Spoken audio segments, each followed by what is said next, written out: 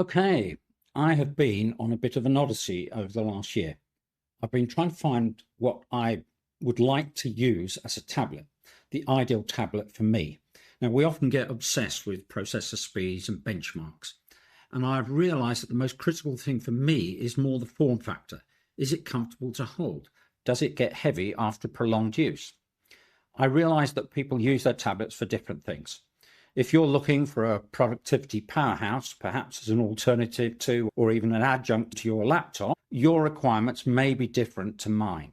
So it might be helpful to explain what I'm looking for and why I ended up with 5 so very different tablets. At first, to be honest, I wasn't entirely sure what I wanted, other than it would not be a replacement for my laptop. I have a fast and powerful MSI Stealth 16 AI Studio, which has 64 gigabytes of RAM and an NVIDIA GPU. It does everything I need from a laptop perspective. So I'm not looking to replace that or even as an adjunct to that. Rather, I'm using a tablet more as a consumption device. When I'm sitting in the lounge or maybe on our balcony, reading, browsing, looking around the internet. My secondary requirement is as a travel device when I go away for work or on holiday, something I can easily put into a backpack and take on the plane with me. And then when I get to my room, I've got something to watch a bit of Netflix or maybe some Prime Video that I've downloaded. I tend to get drawn to top-end specifications, fast CPUs, GPUs, plenty of RAM for multitasking and AI, and a bright high-res screen. Eventually, though, I know I've been a bit slow on the uptake here, but what was important when sitting and holding a device in my hands, particularly for long periods of time, was ergonomics, form factor, size. So does that mean the smallest tablet is the best for my requirements? Well, not necessarily. The 5 tablets I have here, I have alternated between and used for a good few months. They range from the almost pocket sized up to the laptop size, with 3 others sort of straddling the middle ground. After all that time, I think I have a pretty good idea of what makes the ideal tablet for my use. So let's see. The first one I have here, the smallest one, is the Lenovo Legion Tab Gen 3. It has a small 8.8-inch screen and only weighs 350 grams. It's easy to hold for extended periods, even one-handed. It's portable, it slips into a bag comfortably. Also, it's quite a good games device, particularly if partnered with the Lenovo Legion G9 controller. It has a Snapdragon 8 Gen 3 plus 12 gigabytes of RAM in this particular one. It's a nice bright screen. It's 2560 by 1600 pixels, which is 343 ppi. So that's the smallest of the devices. This is the Google Pixel tablet.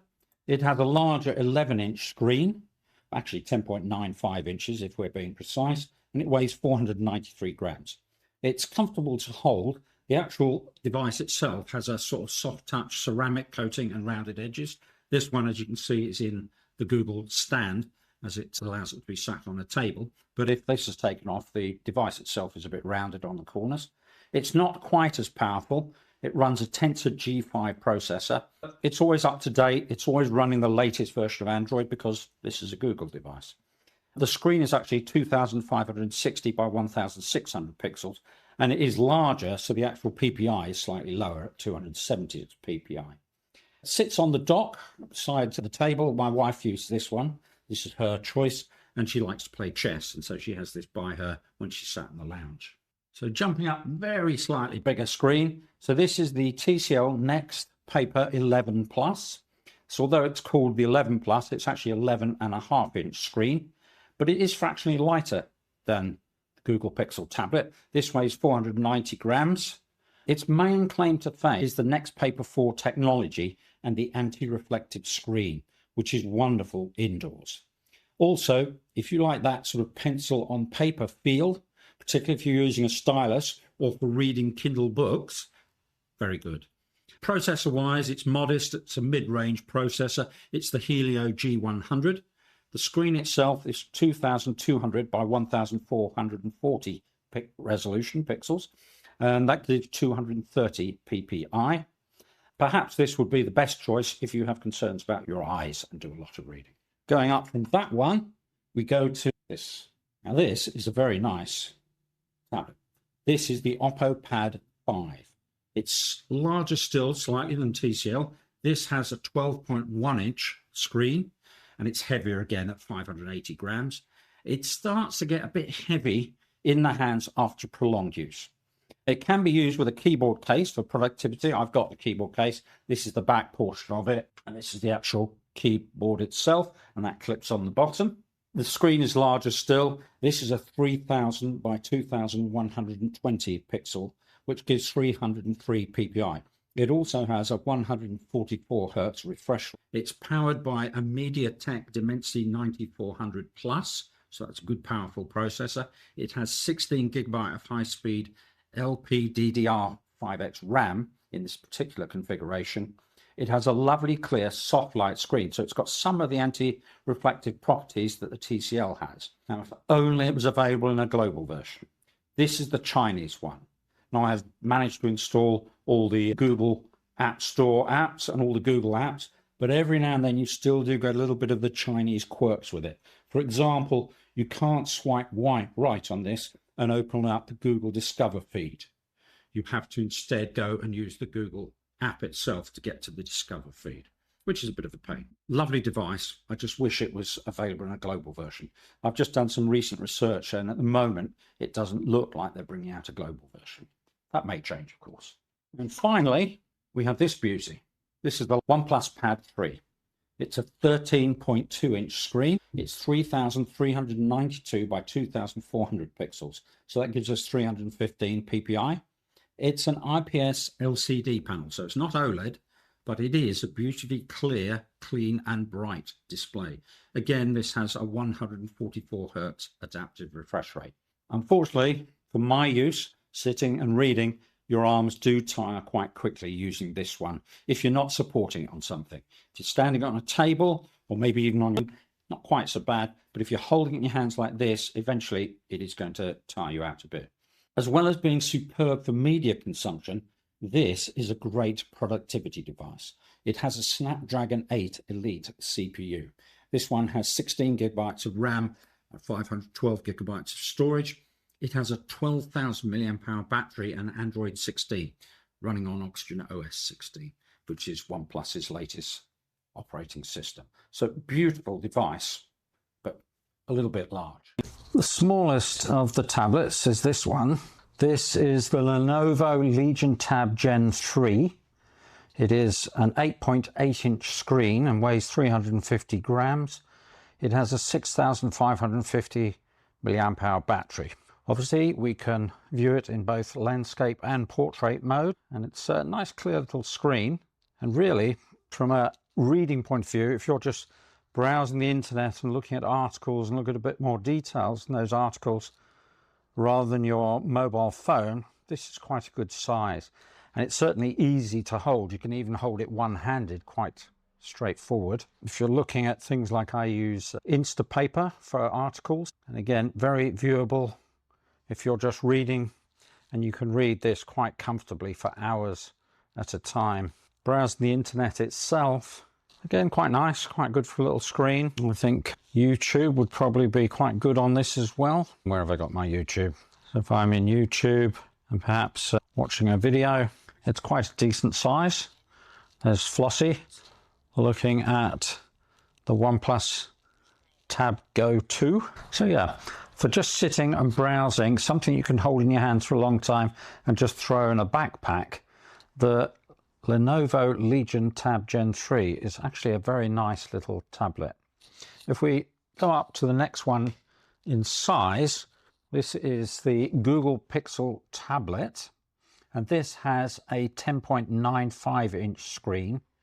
It weighs 493 grams and it has a 7,020 milliamp hour battery. And because it is a bigger screen, we can obviously see more on that screen, and we get a more expansive view of the screens as well. And again, if we jump into something like Instapaper, oh, we would if I had it installed on here, but I don't. But if we go into the web, we can see here that it is quite easy to view things. And again, we can flick it around into landscape mode. Not too bad to hold. You could watch this for a while. It would still be quite comfortable.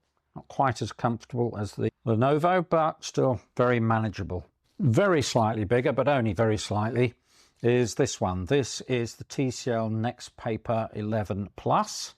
Now this screen is 11.5 inches. The device weighs 490 grams, so it's actually 3 grams lighter than the Google Pixel tablet, and it has an 8,000 milliamp hour battery. It is also slightly thinner than the Google. Lovely text-friendly screen, this, the TCL Nextpaper, with that slightly matte finish to it. And if I do jump into Instapaper here, for reading an article, it is superb. That is a very good size, for me at least, for reading text-based articles. And again, if we jump into Google Chrome and look at the browser is quite a nice big screen. Flip it into landscape. It is a good screen. This would be even better for your YouTube videos. Jump into here. Again, jump into that one that Flossie was doing. So nice clear screen. That's quite a good comfortable size to be sat on the sofa with. And I do like that non-reflective screen. So I find this one actually quite a good middle ground size for sitting and browsing and reading on the sofa as I am now. Another step up in size, and we come to this one. This is the Oppo Pad 5. Now this has a 12.1 inch screen.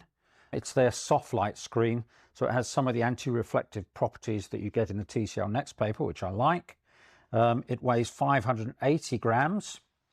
And it has a 9,500 milliamp hour battery. 9,500 milliamp hour battery, similar for browsing the internet. And again, we can flip this round into its landscape mode rather than portrait. Good for browsing the internet. And again, if we want to jump in and have a quick look at YouTube. I'll link up in the description.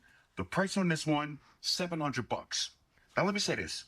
I've been using it for about a week. So, yep, very good. Nice clear screen, and I do like that anti-reflective coating. It does make a difference. Picture in picture, get rid of that. And again, if we look in Instapaper, I'll just put it in dark mode so it's the same as the others. And again, good for reading. Not too big and bulky, but although it's starting to get a little bit heavier and a bit less comfortable, I think, for longer periods of time. This is okay for maybe half an hour or so, but once you're getting beyond that sort of time, it starts to weigh on you a little bit. And if that's going to weigh heavy, well, I say beast, it's actually a beautiful tablet. This is the OnePlus Pad 3, and it's the global version. This has a more glossy screen than the one we just looked at on the Oppo Pad 5. It's 13.2 inches. It weighs 675 grams, and it has a 12,140 milliamp hour battery inside it. Now, for looking at the internet, beautiful big clear screen, as you can see, and again in landscape mode, you're not going to miss anything on this. Wonderful screen. Again, just like we've done with the others, let's jump into YouTube, have a quick look and see what YouTube looks like on this screen. I'll turn the volume down. So, yeah, very good, and you won't have any problems watching any YouTube videos on here. Again, the picture in picture. And if we look at Instapaper, just for comparison, well, yeah, very large, lots of space. So it is a beautiful screen.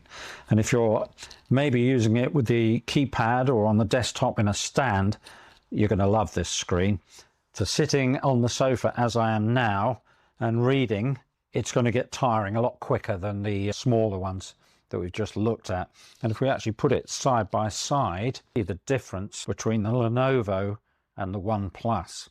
Massive screen size difference and a lot of difference in weight as well. So those are the 5 tablets and what they're like when I sit down and use one on the sofa. So, conclusion. Lenovo, handheld gaming device, ultra portable. Pixel, table side assistant. That's how my wife uses it. She likes it for chess, as I've mentioned. Great if you're deep into the Google ecosystem. It gets very up to date. It's kept up to date constantly by Google, and you're always going to get the latest version of Android with Google devices. The TCL is amazing, a glare-free screen indoors. It's the one for reading on. It's superb for that. My slight caveat with it is when I use it outside, particularly if it's a bright sunny day, it can tend to wash out a little bit, the screen. So not always good for outdoor use. Find good semi-glare screen, so it has some of the advantages of the TCL. And if only it was a global variant, that would become very attractive. It might become available next year, but at the moment we don't know. The OnePlus Pad 3, I love this device. Beautiful screen, software. I like OnePlus's operating system. It's just too big for my use case. So yes, to answer the original question of the title of the video, size does matter. It does for me at least. So which one do I keep? Because I bought these 5 over the last 12 months. I bought them with my own money. I can't afford to keep them all, so I'm going to have to sell some of them. I'm going to keep the Pixel for my wife. She likes that one and she uses it every day. For myself, I'm probably not going to keep any of them, any of the other ones, because I think I may have found a better solution for my needs. It's the recently released, or fairly recently released, Samsung Galaxy Tab S11, the standard 11-inch version, not the gigantic 14.6-inch Ultra. It's 469 grams. It has a Dimensity 9400 Plus, 8400 milliamp hour battery, and an AMOLED 2X display that runs up to 120 hertz. So it might just be the perfect tablet for me. I've ordered one. It hasn't quite arrived yet. Otherwise, I would have been doing 6 devices. So we will see. When that one comes, I'll do a full review of that. So that was my very brief, quick overview of why I think size does matter when you're using a tablet like I do for consumption and reading it and holding it in your hands. Thank you for watching. Well, look at this. What has just arrived. The postman has just delivered this as I was finishing filming. So it's not included in my tablets that I was reviewing, otherwise it would be 6 tablets instead of 5. But this is the one that I think is going to be the tablet. So let's have a quick unboxing. I'll do a proper review of this later. So we've got to pull the little tabs off like so, like so. Oh, too excited. Off comes the lid, and inside we have the Galaxy Tab S11. Oh, doesn't want to come off very easily. How do we get that out? Maybe do it this way. Slide it out of the top. And that is the tablet itself. Yep. That size, that suits me, that size, that weight, very nice.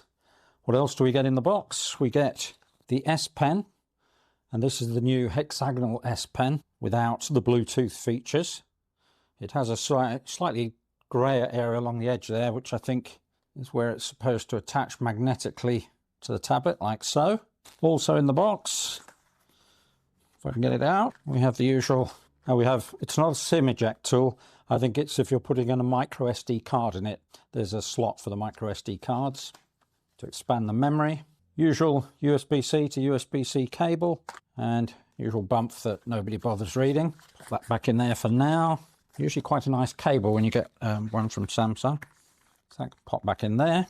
At the same time as buying the tablet, I also bought this. This is the Book Cover Keyboard Slim for the Galaxy Tab S11. So again, now we have a couple of tabs on the top here. So I'm going to have to use my fingernails to try and remove. 1, 2, so we should be able to now get into there. Yeah, and we have nothing else in the box, I don't think, apart from the usual bump. Ignore. And then inside the wrapping, we have the actual keyboard, which I'm going to rip apart. Like so, dark grey, bit of cardboard padding in the middle, and that's it. And this should attach there. Oh, it clicks on nicely to the pogo pins on the back. That goes on there. And we have the keyboard cover, which goes off and folds up like that. Adds some weight, but not too bad, not much. And of course, because it is magnetic, it pops off very easily if I just want to hold it in the hands. So that is the Galaxy Tab S11. I will do a full review of this soon.